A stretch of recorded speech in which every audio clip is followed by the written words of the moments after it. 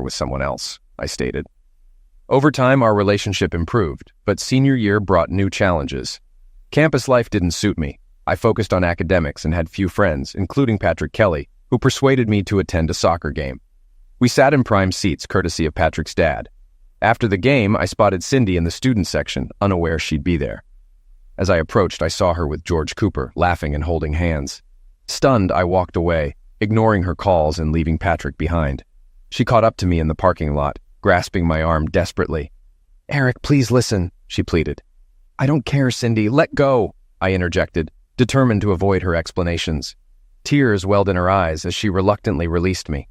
Ignoring her protests, I walked away, leaving her behind in tears. Despite her incessant calls and camping outside my apartment, I remained resolute, seeking refuge with Patrick. During Christmas break, I avoided her visits, instructing my parents to do the same. Transferring schools and relocating to Austin, I distanced myself from Cindy, only hearing of her through friends. Months later, her father appeared at my workplace, prompting my return to Central Texas. As I approached my car and saw him standing there, I hesitated before deciding to face the inevitable. He acknowledged that he was the last person I wanted to see, but pleaded with me as a father, expressing concern for his daughter's well-being. He admitted her mistakes and her deep affection for me, urging me to consider talking to her to help her move on. Feeling sympathy for him, especially since he had been my baseball coach in 6th grade, I agreed to listen. I expressed my frustration with Cindy's actions and my confusion about how to proceed. He understood and simply asked me to hear her out. Grateful, he thanked me, but I insisted that I owed him for coaching me. I agreed to meet with Cindy, setting a time for Friday morning. We dined at Cheddar's, where I paid for her meal, though I dreaded the conversation I knew would follow. Despite my reluctance, she praised George, prompting me to question the nature of our date. Seeing them together at Chili's confirmed my suspicions. She insisted they were just friends, hoping we could all get along. Refusing to accept this, I ended our relationship, recalling my warning about being alone with him again. Frustrated, she defended George's character, sparking an argument. Fed up, I abruptly left, tossing money on the table. Unaware she was following, I reached my car and locked the door, signaling the end of our encounter. She attempted to open the car door, but I ignored her and started the engine. She rushed over and opened my door, questioning if I would abandon her. Offering to call her a cab, I refused to engage in further conversation, suggesting she talk to Cooper instead. Apologizing, she promised not to be alone with him again, but I dismissed her, stating it was too late and expressing my frustration with her lack of respect. I arranged for a cab and left her behind. 3 weeks passed without any contact from her. During a weekend visit to my parents' house, I was unexpectedly confronted by them. Cindy, her parents, and even the pastor gathered for what seemed like an intervention. Feeling dumbfounded, I entered the room to find everyone staring at me, unsure of what was about to unfold. My younger sister, Chris, rushed to greet me with her usual affectionate gestures. At 15, she was a sweetheart. Taking my hand, she guided me to my seat, humorously referring to it as my throne. Pastor Robbins took the lead, though I found him overbearing. Cindy spoke gently, expressing understanding but urging me to listen. Then it was my father's turn. Surprised, I commented on their open marriage, catching them off guard and deviating from their prepared script. "Are you accusing Mom and Dad of infidelity?" "I never suspected that," she admitted, blushing. "Well, why would you say that?" she responded defensively. "There's no need to be rude. Your father didn't mean that. We all have friends of the opposite lovemaking." "It's normal," she clarified. "Okay, thanks for the clarification. Can I speak now?" I inquired. They all nodded in agreement. "All right, this has been enlightening," I remarked. "I appreciate you all being here to explain things to me. I realize now how unreasonable I've been. I just need some time alone to think." "You can wait here. I'll return in about 10 minutes, I stated. As I stood up, Cindy approached and kissed my cheek while Chris looked on cheerfully. I ascended the stairs to my bedroom, Chris following behind with my suitcase and computer. Outside, she asked, "You're not coming back, are you?" "No, sweetheart," I confirmed, hugging her.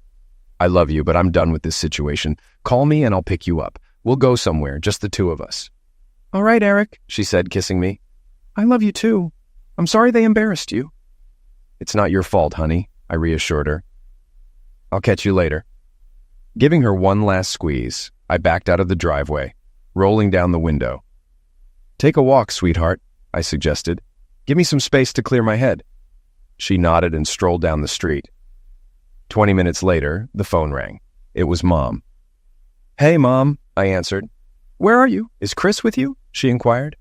"She's out for a walk," I replied. "I'm just passing through Hillsborough." She paused for a moment. "But you said you'd be back soon," she reminded me. "Well, I've decided otherwise," I stated. "Feel free to carry on without me."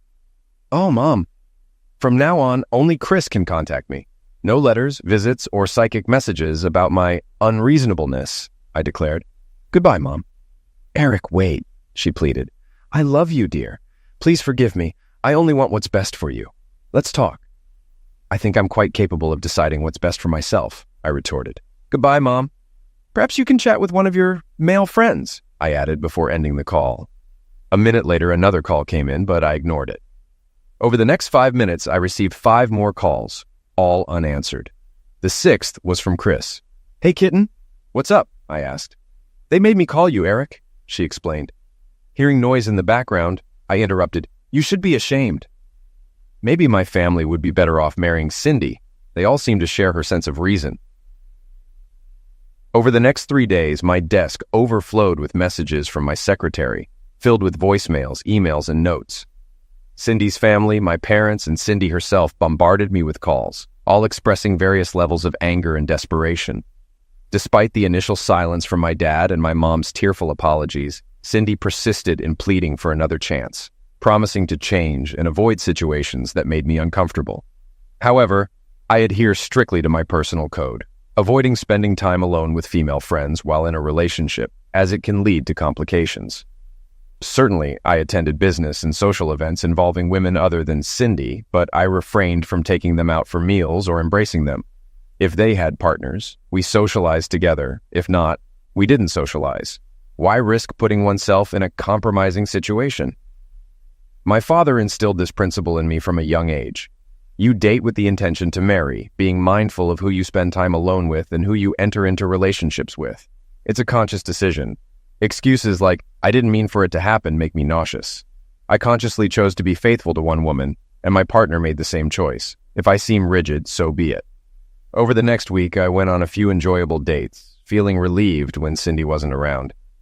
It was freeing not to wonder about her whereabouts or lunch companions. Returning to McKinney, I stayed at a hotel and planned a weekend outing with Chris to Six Flags. As I pulled up, Chris urged me to hurry, but Mom unexpectedly dashed from the sidewalk and leaped onto the car's hood, halting my departure. Reluctantly, I rolled down the window, asking what she wanted. She implored me not to leave until she spoke. Tearfully, she apologized, expressing deep love and pleading for forgiveness. Touched, I suggested we spend the following Saturday together. Excitedly, Mom agreed, eager for a trip to IKEA and outlet stores, her smile radiating happiness. Chris, less enthused about IKEA but excited for the outlet stores, chimed in eagerly. We had a blast at Six Flags, eagerly anticipating the next weekend. Work went smoothly that week. I was adjusting to the challenges at the foundry, receiving encouragement from Jack. During the same week, I met his daughter, Allison. Arriving in McKinney, Mom and Chris hopped into the car, brimming with joy. Mom began to apologize, but I interrupted, suggesting we hit the shops. Treating them to clothes, I jokingly warned Mom against buying low-quality furniture. We enjoyed burgers, making it a good day. Despite my warning, I ended up bringing home some cheap furniture. Just lamps. I teased Mom about assembling them herself due to the confusing instructions. On Monday, after stopping for a beer, I found Cindy unexpectedly sitting on my apartment stairs. Annoyed, I decided not to let her drive me away from my home. Wondering why she was there midweek, I recalled she was in her final year of becoming a physician's assistant. "Can we talk?" she asked. "What's on your mind, Cindy?" I inquired. "I want to make things right," she stated. I couldn't help but smile. "I appreciate the clarity," I replied, resigned to address the issue. Opening the door, I motioned for her to enter. As I sat on the couch, she positioned a chair in front of me. "I'm asking for another chance," she pleaded. "That's not an option," I responded firmly. "Why does everyone else get one?" she questioned. "Others regretted their actions and apologized," I explained. "Me too," she admitted. "I've said sorry countless times, Eric." "You knew how I felt," I countered. "I expressed it clearly." "I was foolish," she admitted. "Your stance seemed too extreme to be sincere." Frustrated, I exclaimed, "The word unreasonable disgusts me." Maybe I am, and I'm content with that. If you're not, there's the door. I don't see it as unreasonable to expect my partner not to dine alone with other men or attend games with them. It's just common sense to me. If that's considered unreasonable, then that's who I am, I stated firmly. I get it now, she replied. How can I make things right? What can I do to reconcile? Cindy appeared unwell, her vibrant hair lacking its usual luster and her face showing signs of fatigue. She seemed on the verge of tears.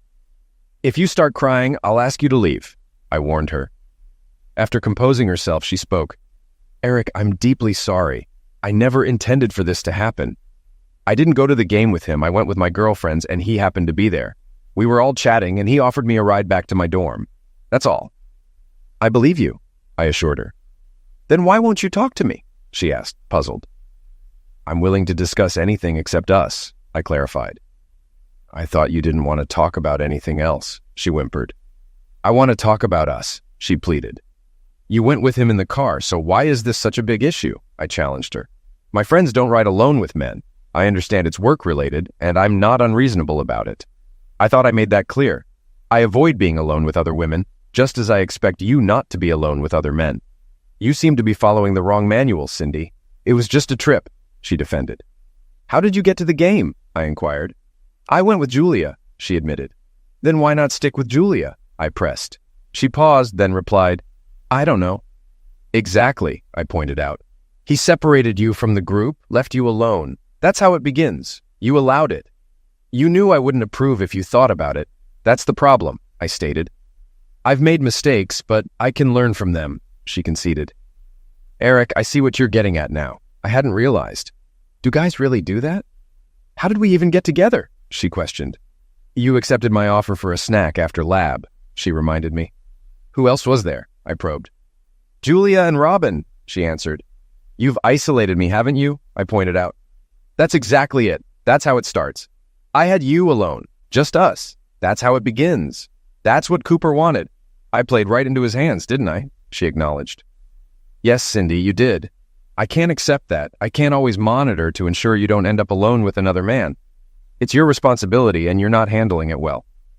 I'm really sorry, she admitted. I didn't grasp the situation before. It all makes sense now. He's been calling me incessantly. Eric, if you give me another chance, I promise this won't happen again. I did give you another chance, I reminded her, and you blew it. Yes, but I didn't understand then, she insisted. I couldn't comprehend why you reacted that way, but I do now. I won't let it happen again. All right, let's say I believe you. What's next? I inquired. Would you go out with me on Friday? She asked, avoiding eye contact. Okay, what time? I responded, still skeptical. My doubts persisted until I overheard a conversation by chance. Heading home from work, I stopped by the grocery store for a few bottles of wine. The wine section's tall racks obscured my view. As I turned, I spotted a couple of guys on the adjacent aisle, one of them being George Cooper. Their voices carried more than necessary. What happened with that girl you were pursuing? An unfamiliar voice queried. You mean Cindy? Cooper replied.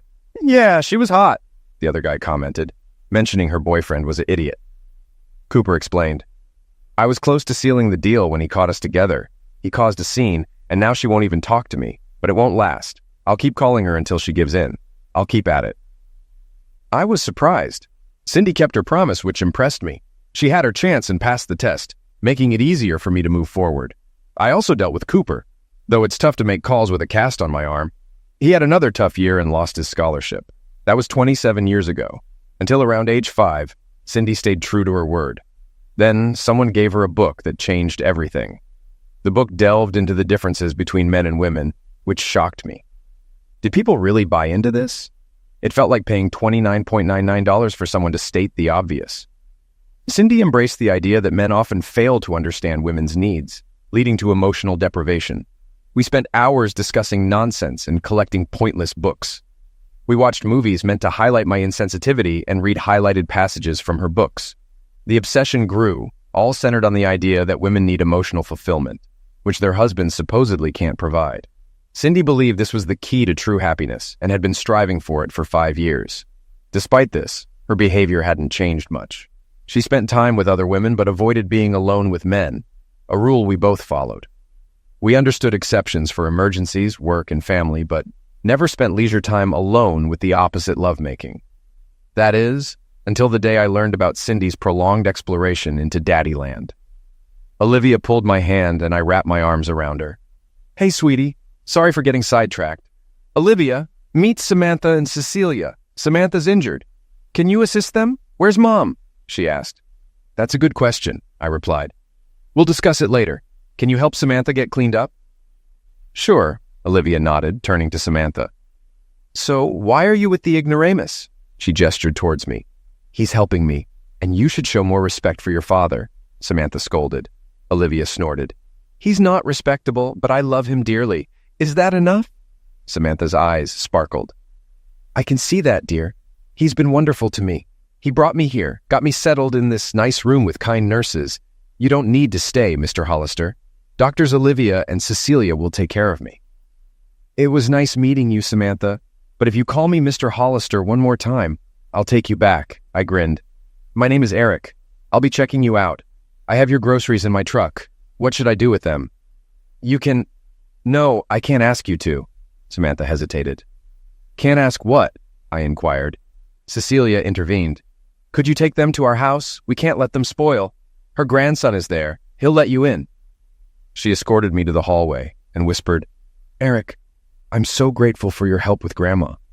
She kissed my cheek, hugged me tightly, and whispered, You're a very kind person.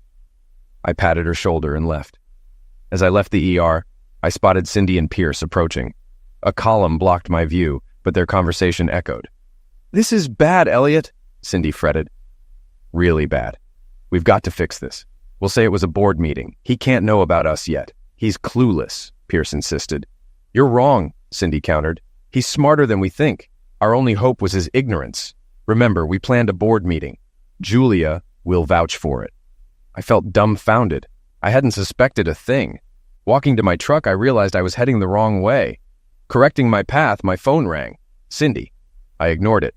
Locating the address, I found a small white house with a vinyl fence. Carrying the groceries, I rang the bell. A slender black man answered. Are you Samantha Groves' grandson? I asked. Yes, how can I help you? He replied, his voice catching my attention. She had an accident and I brought her groceries, I explained. My sister asked me to bring these, I added, corrected by his response. She's my cousin, he clarified. My mistake. Would you mind putting these away for her? I requested. Sure, he agreed. Glancing at me, he invited. Want to come in? No, I'm in a rush, I declined. Are the eggs broken? He inquired. Yes, but I promised to replace them, I replied, seizing the chance to return when Samantha was home. Time to get busy. I visited Julia's house, but she seemed surprised to see me. Paul's not here, she said anxiously. I came to talk to you, I replied. Just then, Paul arrived. Well, I guess he's here now, I remarked as he approached. He greeted me warmly and suggested we enjoy a beer on the porch. Julia brought out Paul's homemade pale ale, and as she turned to leave, I stopped her. I need to talk to you, Julia, I insisted. She glanced nervously at Paul. I'm in the middle of making dinner, she said. Can we talk later? Now's the time, I insisted. I want to hear it straight. Tears welled up in her eyes. Please, Eric, don't make me say it, she pleaded. Cindy's having an affair with Pierce, I revealed. And Julia's been covering for her. Paul was furious, but it was unclear if it was directed at me or Julia. What's happening here? He demanded. Julia, is this true? I won't cover for her, Julia sobbed. I'm so sorry, Eric. I wanted to tell you, but I didn't know how. I didn't want you to get hurt. I hugged her, reassuring her it wasn't her fault. Do you know how long this has been going on? I asked. No, I just found out, she confessed. Well, I'm sorry for dragging you into this, I said. Paul offered support, even suggesting a family lawyer if needed. I thanked them and apologized once more. Dreading going home, I feared facing Olivia without Cindy. Did she know and cover for her mom? I needed to find out, though it would be painful. I called ahead for dinner and we ate together, discussing Samantha's accident. Despite my turmoil, I held Olivia close, tears flowing. Concerned, she asked what was wrong. Reassuring her, I asked if she knew about her mom. Tearfully, she confessed her suspicions, unable to prove anything. We pledged to confront Cindy together, ready for whatever came next. Olivia's unwavering support gave me strength, reassuring me that we'd face this challenge together. She embraced me tightly, declaring her loyalty. The idea of her mother's deceit pained her deeply, fueling her anger. I shared her sentiment but urged restraint. We laughed at the suggestion to change the locks, knowing it might not be permanent. Olivia insisted on facing the situation together, emphasizing her stake in the family. We decided to wait at home until Cindy arrived, comforting each other through tears. Despite the turmoil, having Olivia by my side gave me strength. We adjusted to our new reality and waited, finding solace in each other's company. As we watched a movie, we noticed Cindy's car approaching, signaling the start of a new chapter in our lives. She appeared visibly nervous upon entering the house and seeing us together. Olivia remained beside me, her arms wrapped around my neck. Cindy attempted to brush off the tension, acknowledging our wait. As she moved to kiss Olivia, she was met with a firm refusal. Olivia's words cut through the tension, exposing the truth. Cindy then requested a private conversation, but I declined, insisting we were fine where we were. Seating herself across from us, Cindy mustered the courage to confess her relationship with Elliot Pierce. She stressed that it was separate from our marriage and assured me it wouldn't affect us. Despite her explanation, I felt the weight of her words sinking in. Olivia chuckled. "Yeah, right. Let's be real, Mom." "Olivia, this doesn't involve you," Cindy asserted. "It's about your father and me. So when are you planning to move in?" I questioned Cindy. "What are you talking about?" she replied. "I'm not moving out. Why would I?" "Because we'll need a new place to live after the divorce," I explained. "Olivia and I will find another home." "Divorce!" Cindy exclaimed. "We're not getting divorced. I don't want that." "Your disregard for us led to this," I stated firmly. "What have I done to make you think I'd agree to this?" "No, we're divorcing, Cindy. It's going to be messy, and afterward, you'll face the consequences." "Why are you being like this? Can't you understand my needs?" she protested. "It doesn't have to ruin us. I love you and want to be together forever." "Well, too bad life doesn't always go your way," I remarked. "I wanted a faithful wife, not one cozying up to that idiot Pierce. Did anyone bother to check if I wanted to play second fiddle to him?" "I don't recall that conversation, Eric." "I feel like being promiscuous. Hope you don't mind," I continued sarcastically. "When was that discussion? Livy, did you hear that?" "No, I didn't," Livy replied. "Did you actually say you wanted to be promiscuous to Dad?" "Mom, this is absurd." Cindy stood up. "Clearly, neither of you are acting mature. When you grow up, we can talk. If you're just going to hurl insults, we might as well not talk at all, okay?" "I don't care to hear from promiscuous people anyway," Olivia retorted. "So when are you leaving, Mom? I've always thought Dad would be better off alone. He's great." "I'm not leaving," Cindy shouted. "Stop saying that." "Oh, you're definitely leaving," I declared. "Maybe to hell, I hope. Maybe they have vacancies. My prediction? You'll be gone in a week. You act like a virtuous, loving man, but you're not. Now that we see you for who you really are, you can't stand to be around us. You're just rotten, Cindy. You have no moral compass. We all see it now. I'm going to tell everyone, our friends, family, colleagues, everyone, and I'll enjoy it. How long do you think you can endure that?" "You won't spill the beans," she insisted. "It'd just be too awkward for you. You need time to adjust to the idea that you'll be thrilled. You won't be injured at all. I swear. I love you, Eric, and I'll do anything to keep you happy." Olivia burst into laughter. "You're completely clueless, aren't you? You're wreaking havoc on our family, your husband, and your marriage. No, you'll only make him miserable. His happiness is now my mission." I couldn't help but express my gratitude by hugging her tightly. I had to let off some steam. "Cindy, remember George Cooper?" Her face went pale. "It's George Cooper, the permanent one. Good luck with your future. You might even run into him again. Seems you're not too choosy about your bedfellows." "You idiot," she retorted. "How dare you bring that up? It's not like that at all. And you're the only man I've ever been with. I didn't sleep with Elliot." Olivia and I exchanged looks. I was taken aback. Did I believe her? Did it even matter? I decided it didn't. "So, what's holding you back?" I inquired. "Yes," she replied. "I need you to accept it. Elliot and I have discussed it. If you truly love me, you'll be happy for me finding such emotional solace. He doesn't mind that I love you and wouldn't leave you. It just fulfills my emotional needs." Olivia was beside herself. "Oh my God," she gasped. She couldn't stop laughing. "Mom, I never knew you were like this. Where did you get this nonsense? Did that awful creep Elliot put it in your head? God, I hope I didn't inherit any of your genes." Cindy blushed, and I thought she might explode with anger. "Olivia, go to your room," she ordered. "I won't tolerate your disrespect."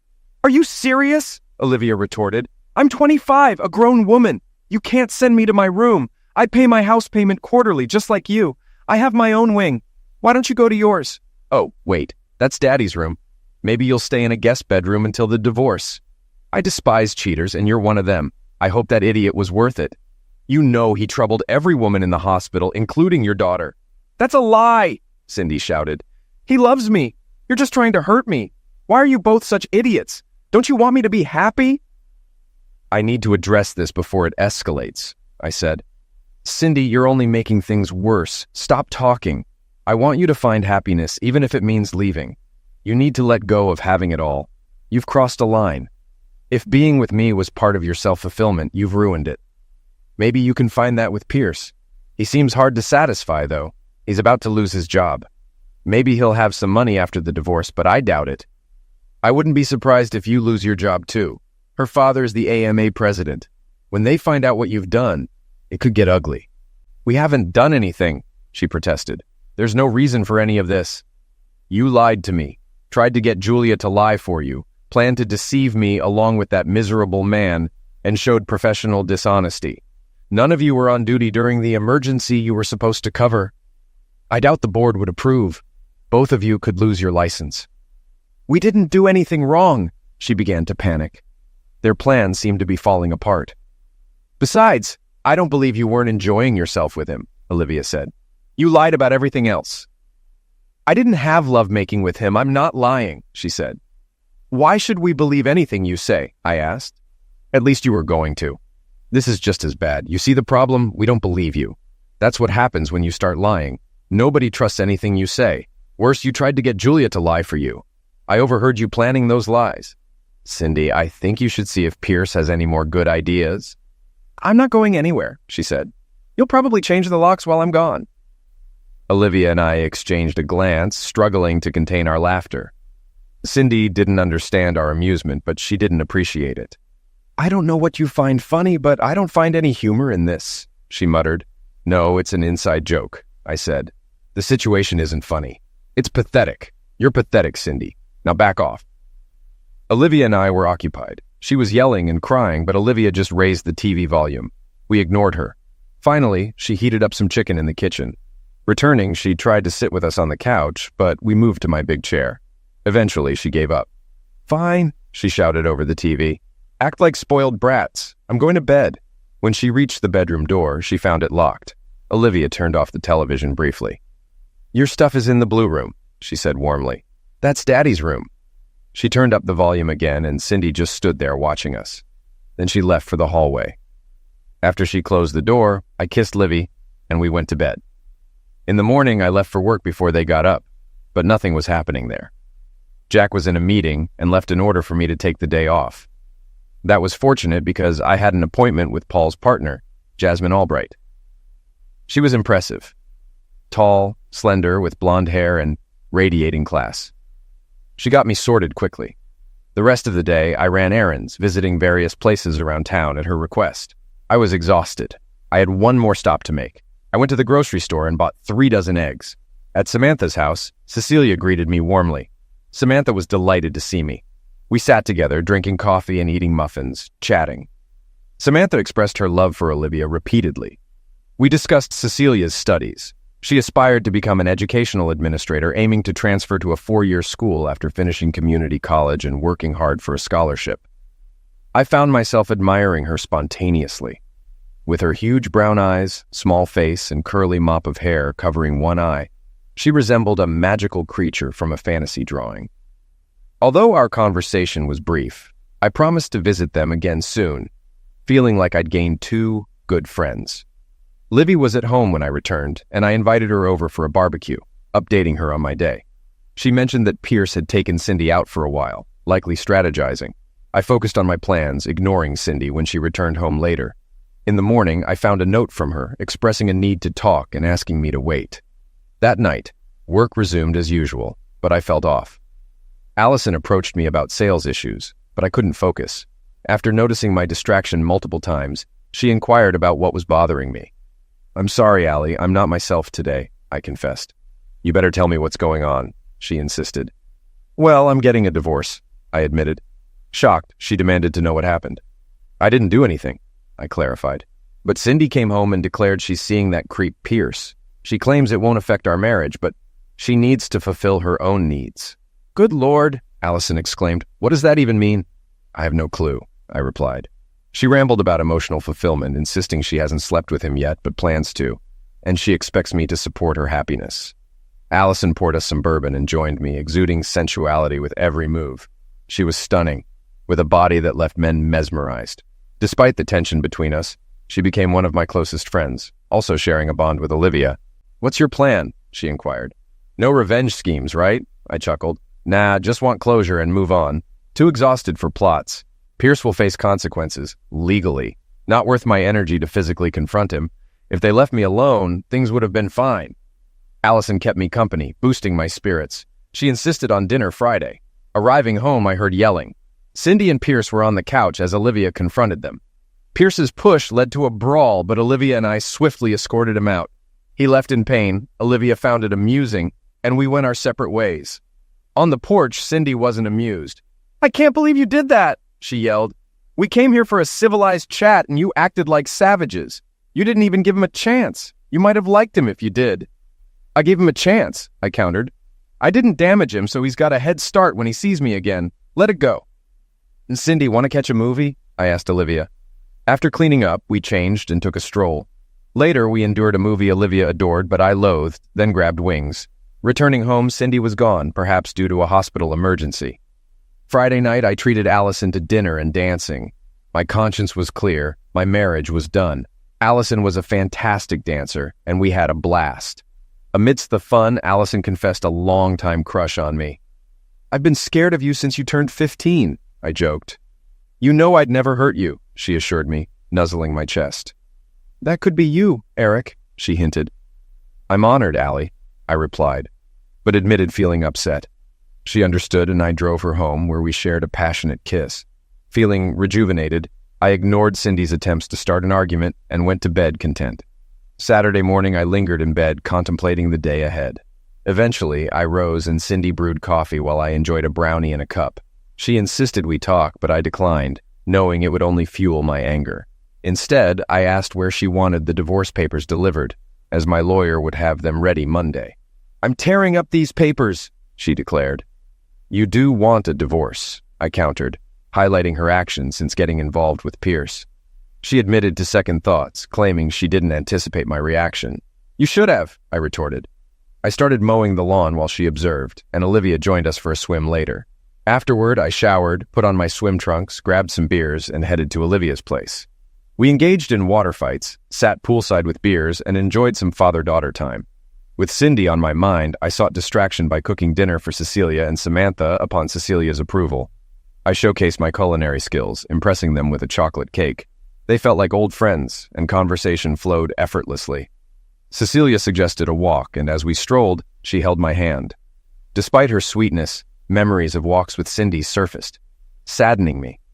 Cecilia noticed my mood and asked if I was okay. I confided in her about Cindy's affair, expressing disbelief at her justification for it. Oh my God, Cecilia gasped in response. I'm sorry, Eric, but she seems foolish. How long have you been married? She asked. 27 years, I replied, feeling unsure if I'd been blind or if she'd suddenly changed. I needed to get away from her, and I lashed out at you. I'm sorry, she said. Nonsense, I reassured her. You can rely on me anytime. I really like you, Eric. What's your plan?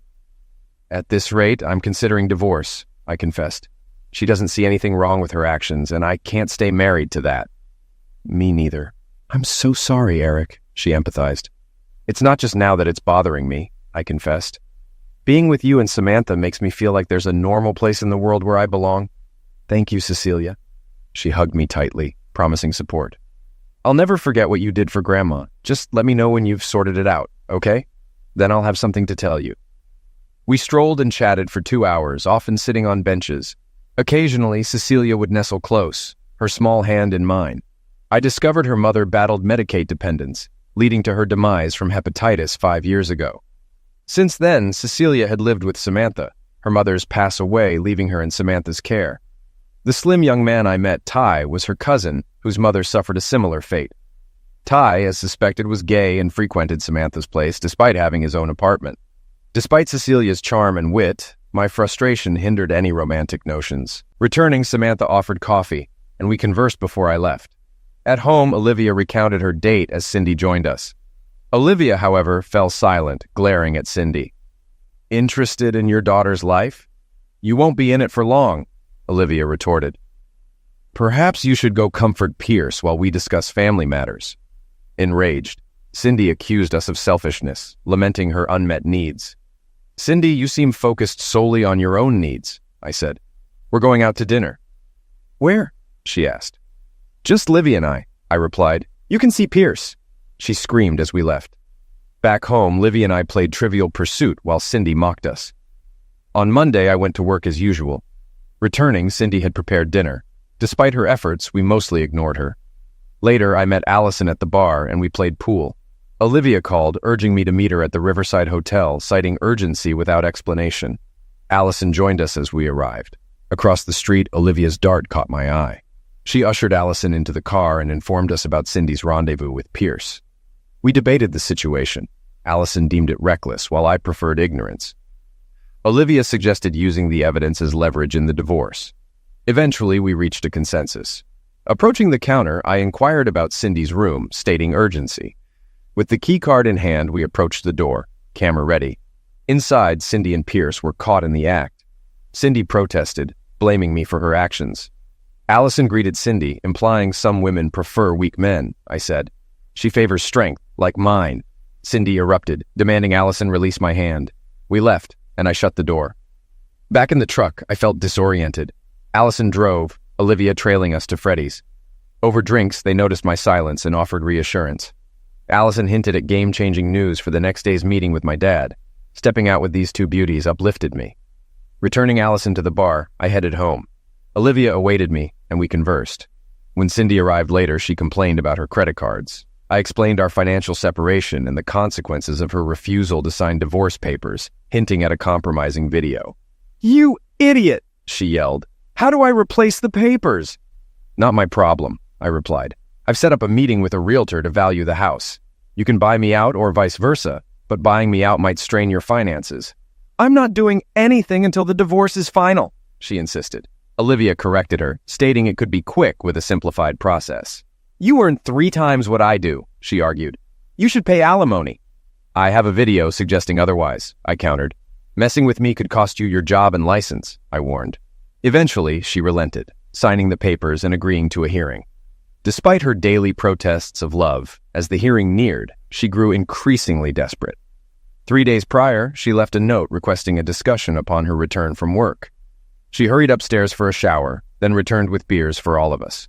Nervous, she gathered us around the kitchen bar to talk while she prepared food. After a hesitant start, she confessed. "Eric, Olivia, I owe you both an apology," she began. "I've made grave mistakes. I never imagined things would spiral like this. I misjudged you, Eric. I expected your understanding and support, but now I see my error. I was wrong." I disagreed, insisting it wasn't solely my failure to understand or support you, I interjected. "The problem isn't just your actions. It's the breach of trust. Remember our vows? You promised to forsake all others. This deceit goes beyond lack of understanding, Cindy. It's about dishonesty and betrayal." "Oh, spare me. Now you're repulsed," she retorted. "And what about all your time with Allison? I'm not oblivious to you and her." "You're clueless," I snapped. "I never touched that woman. But don't think the thought didn't cross my mind. What stopped me? My commitment to you. I loved you completely. The idea of betraying you kept me from even considering a relationship, let alone closeness with anyone else. I've been faithful to you emotionally and physically all this time. It's because of you." "I don't buy it," Cindy countered.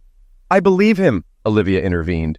"You're the one I don't trust, always playing the sufferer," Cindy lashed out. "You've always resented me and sided with him." "That's rubbish," Olivia fired back. "You're just angry at everyone else because of your own mistakes. And now you're suddenly sorry. For what? Getting caught. What's the fuss?" "You're clueless," Cindy repeated. "Actually, I'm well aware," Olivia smirked. "It's pathetic, Mom. And you left Dad for this?" "I didn't throw anything away," Cindy wept. "I never wanted any of this. I don't want a divorce. I love you, Eric. Can't you see?" "No. I see a self-absorbed woman putting her needs above all else, I said. Are we done? No, Cindy sobbed. What can I do to fix things? I'll do anything. Please don't leave me, Eric. But let Dad speak for himself. Eric, she pleaded with me. Fine, no more deceit, no more sneaking around, no more dating other men, no more lies, I stated. Oh, wait, you've already done all that. The ship has sailed, Cindy. We've had our good times. I'm not out for revenge. I'll split our assets evenly, except Olivia. Thankfully, she's grown now. She stays with me. I don't need half of everything. I just need you, Eric, she said, her voice hollow. 3 days later, the divorce was finalized, and Olivia and I relocated. We found a cozy 3-bedroom apartment near Olivia's hospital and my workplace. After furnishing it, it felt like home. As I listed the house for sale, Cindy reached her breaking point. Returning from work, I found her leaning against my truck. What's your plan, Cindy? I asked. Where will I go? She pleaded. Eric, enough is enough. Can't we move past this? Are you really selling the house, or is this a lesson? She implored. I've learned my lesson. Can't you forgive me? I forgive you, I replied. Now please step aside so I can go home. She retreated to her car, and I headed to our new place. An hour later, Jack Eric called. We've got a crucial meeting tomorrow at 10, he informed me. It's time to get back on track. Allison filled me in on your situation. I need to know you're handling it. I assured him I was. Surprisingly, I was at peace. Looking back, it seemed almost inevitable. It was surprising how long it lasted. Cindy's moral compass was off, and it had always been that way. Fear of losing me kept her in line, especially after the George Cooper incident, which stuck with her for 27 years. But eventually, her own needs took precedence, and she began acting on them. I realized I'd wasted time. At 46, I needed to plan the rest of my life. I called Allison, but she had plans. So, I invited Samantha and Cecilia to dinner at Gino's, a nice Italian restaurant. I drove them there in my car, not wanting to take a truck to such a place.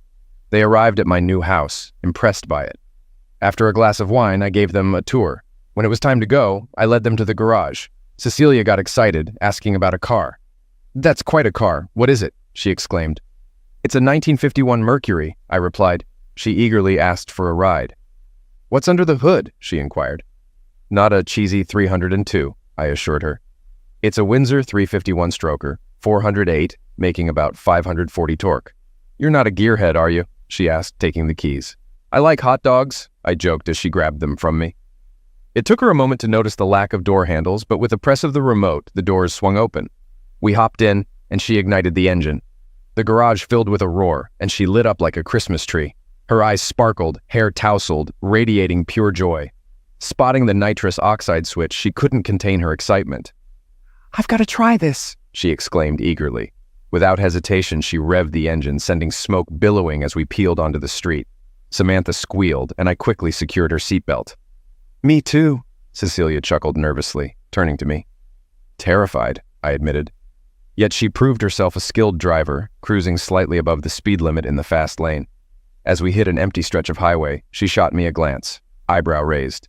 Catching Samantha's grin, I urged, Hang on tight, Cecilia. Hit it. With a surge, we were pinned back in our seats as she engaged the nitrous. The rush was exhilarating as we soared before returning to Earth. Cecilia's gleaming smile and jittery excitement were infectious. Thank you, Eric, she beamed. I've always dreamed of this. Anything for my girl, I replied, earning a glance that set my heart racing. Dinner was fantastic. After bidding them farewell, I arranged to take Cecilia to the lake on Saturday, despite her initial hesitation.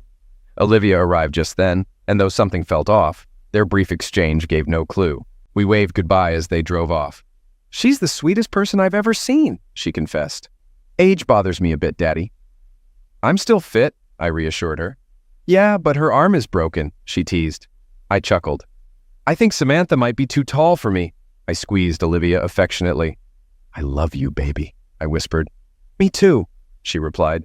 Back home, she shared details of her date before we turned in for the night. The next morning blindsided me. There was a Nordic-looking man in the office, flanked by lawyers, Jack, Allison, all looking serious. Jack announced, We're selling the business. You'll be president, Eric. He handed me a folder of documents. What about Allie? I inquired. She beamed. I'll take your old position. I'll consider it, I said. I had 2 weeks to decide. That evening, I treated Allison to dinner followed by dancing, and we had a blast. As we sat down after a lively dance, Allison's gaze sharpened.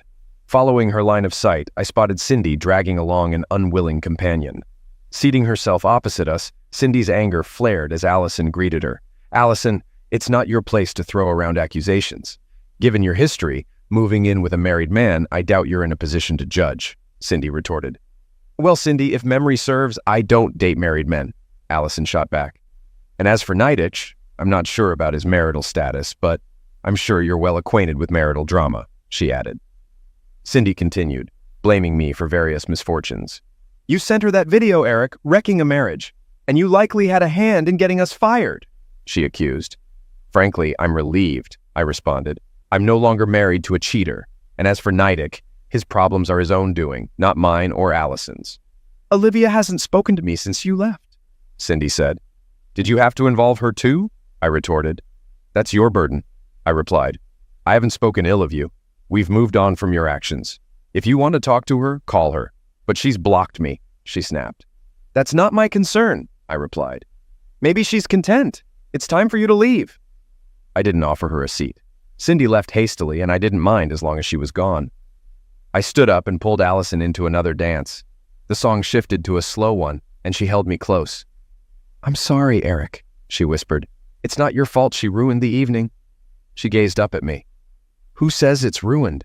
she asked. I looked at her in my arms. "I wasn't joking about loving you," she confessed. "I never thought I'd have the chance." "I love you too," I replied. "You're my closest friend. You wouldn't have dinner with me if it wasn't business," I teased. She chuckled. "Yeah, but I wasn't sure about myself with you," I chuckled. "Honestly, I didn't trust you either," I admitted. "I know you, Allison. You'd devour me and leave nothing behind." "You're mistaken," she countered. "I've been searching for someone like you my whole life, but you've set the bar so high it's hard to find someone like you." "I'd never want to hurt you, Eric," she assured. "I think you've built up an idealized version of me in your head," I responded. "I'm 10 years older despite your youthful appearance. I'm laid back, a bit tough, and somewhat damaged."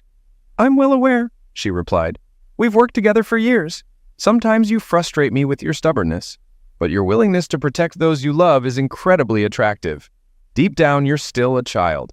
Lately, you've had to mature a lot. You don't seem bothered by Cecilia's age." "Take me home, Eric," she requested. We arrived at her house. Things got carnal, and eventually she started crying. It caught me off guard. I'd never seen her cry before. "I am who I am," she gasped. "I was meant to be like this. The only man I ever truly desired was someone I couldn't have. I could be anything for you. I promise, Eric, if you give me a chance, you won't regret it. I trust you, baby," I assured her. "I've never seen you damage anyone you care about. I trust you. Let's give it a try, all right? Will you go out with me?" I've forgotten how it's supposed to work. I never imagined I'd need to know again. "I understand," she murmured. "Don't worry. I'll guide you through it. I have a meeting out of town tomorrow afternoon, but I'll be available as soon as I return." I thought I was completely drained, but she proved me wrong at 5:30 in the morning. Afterward, I showered and hurried home to change. Olivia caught me on my way out and asked to talk later that night. "Sure, baby." I kissed her cheek, grabbed my bagel, and left. When Allison arrived at work, she caught me staring and whispered, "Keep that thought. When I return, we'll close the door and, well, you know." I glanced around cautiously. "Marla might overhear," I warned. Thankfully, my assistant wasn't at his desk. After Allison left, work fell into its usual rhythm, and I departed at 4:30, feeling exhausted and eager for a quick nap. As I entered, Olivia had just arrived home. After changing, the doorbell rang, and Cecilia greeted me with a hug as she rushed inside. "Care for a drink?" I offered. Opting for a beer, she joined me on the couch, snuggling close. "Eric, there's something on my mind," she began. "Uh-oh," I thought, life's becoming complicated. Despite enjoying Cecilia's company and appreciating her gratitude for my help, I knew there were hurdles, especially with Allison. I waited for her to continue. "I'm not sure how to say this," she hesitated. "I'm thankful for everything you've done for Grandma and us. I know you like me, Eric, I've noticed, but I don't think it's feasible, and I don't want either of us to get hurt." I hugged her tightly. "I understand," I reassured. "I'm honored by your feelings. I value our friendship deeply and hope it continues. But there's someone special in my life, someone I truly want to be with." "I'm really thrilled about it," she exclaimed. It simplifies everything. I think I'll be a part of your life for a long time, Eric, and I sort of have someone too. Anyone familiar? I inquired. Kind of, Olivia interjected from the doorway. Mind if I tag along with you and Cecilia to the lake this Saturday? I must have appeared bewildered. My eyes darted between them, and Olivia burst into laughter, joining me on the other side. I had no idea you two clicked like that, I whispered. They both found it amusing. We're both into guys too, Cecilia disclosed. When we met at the hospital, it was instant connection. Olivia called and asked me out. After 2 dates, I felt like I found my other half. She feels the same way about me. Don't you love that, Eric? I embraced them both tightly. Not in the slightest, I reassured. The 2 women I adore also love each other. What's not to love? I'm genuinely happy for both of you. Now I'll have 2 stunning companions with me at the lake this Saturday. I'm sure there will be 3, Olivia added. I invited Allison. I'm surrounded by formidable women, I joked. Yes, and isn't it wonderful? My daughter chimed in. You're going to be very happy. Allison returned home, and I spent Thursday and Friday nights with her, feeling like a zombie at work. Despite Cindy's interference, Olivia was right. I was genuinely happy. Cindy's constant calls and pestering of Olivia ceased after Olivia took matters into her own hands. Olivia informed me that Cindy had relocated to Oklahoma City and was working in private practice, which suited me just fine. After about 3 months, Allison's persistence paid off, and I moved in with her. She was everything I had ever dreamed of. 8 months later, I invited Allison, Olivia, and Cecilia over for dinner on a Friday night, already having made my decision and planned something special. Following dinner, I signaled the waiter, who returned with 4 slices of cake, each topped with a small swan figurine holding a ribbon with a ring attached. The diamonds seem a little dim to me, with 3 of them surrounding a large square emerald, I remarked. Allison covered her mouth with her hand, her eyes glistening. Allison, will you marry me? I asked. Oh my God, yes, she exclaimed, practically jumping into my lap. I knew the best part of my life was yet to come. On Monday, I played golf with Jack. After making a great shot, he joked about bribing Allison to wear me down. I laughed, telling him I only got better with age. As Jack aimed his tee shot into the trees, I teased him, saying he'd have to kiss his birdie goodbye. He smiled and conceded that I was lucky.